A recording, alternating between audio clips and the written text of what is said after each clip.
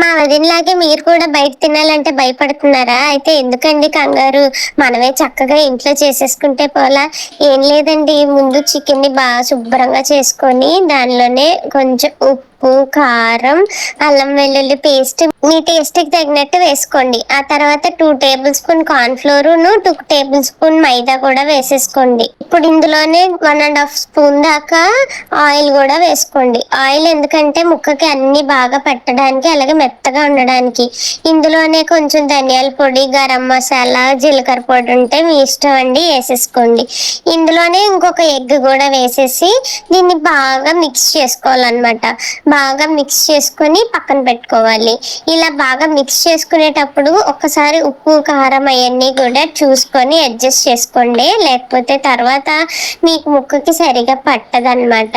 ఇప్పుడు ఇందులోకి మీరు కావాలంటే పెరుగు కూడా వేసుకోవచ్చు, కానీ నేను ఇక్కడ పెరుగు బదులు లెమన్ వేసుకుంటున్నాను.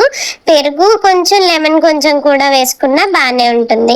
ఇప్పుడు ఈ మ్యారినేట్ చేసిన దాన్ని డీప్ ఫ్రై చేసుకోవాలి. ఒక 1/2 అవర్ మ్యారినేట్ చేస్తే ముక్కకు అన్ని మసాలాలు బాగా పట్టి టేస్ట్ చాలా బాగుంటుంది అనమాట.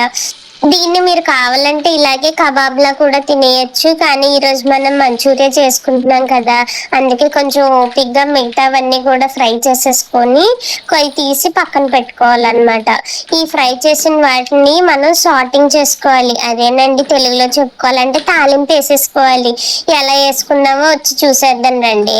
మీరు ఇక్కడ మైదా వాడారు, కార్న్ఫ్లోర్ వాడారు, ఇదేమో హెల్దీ అనుకుంటున్నారా? చెప్తా ఆగండి. ఇక్కడేమో తాలింపు కోసం బాండీలో కొంచెం కరివేపాకు, నూనె, కొంచెం జీలకర్ర, పచ్చిమిర్చి, సన్నగా తరిగిన ఉల్లిపాయలు వేసి బాగా వేయించుకోండి. బాగా వేయించుకున్న తర్వాత ఇందులోనే నేనేం చేస్తున్నానంటే లైట్గా ఉప్పు, కారం కూడా వేసుకున్నాను. ఇక్కడ నేను టమాటా సాస్ కొంచెం వేసుకున్నాను, ఎక్కువ వేసుకోలేదు. ఇందులో ఉప్పు, కారం చూసుకున్న తర్వాత లైట్గా లెమన్ జ్యూస్ వేసుకోవాలనుకుంటే మీకు ఇష్టమైతే వేసుకోండి, నేనైతే వేయట్లేదు.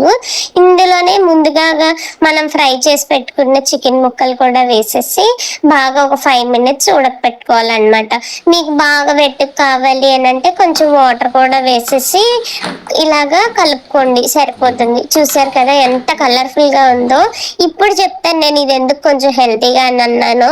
మన ఇంట్లో ఆయిల్ అయితే ఏ ఆయిల్ వాడాలో మనం చూస్ చేసుకోవచ్చు కదా, అందుకని. అలాగే నేను ఇందులో వెనిగర్ కానీ, సోయా సాస్ కానీ, చిల్లీ సాస్ కానీ, లేదా వేరే ఏ సాస్ అయినా ఏది వాడలేదు.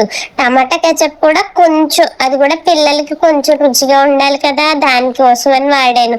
ఇంకా మైదా, కార్న్ఫ్లోర్ అంటారా, అది మీ ఇష్టం.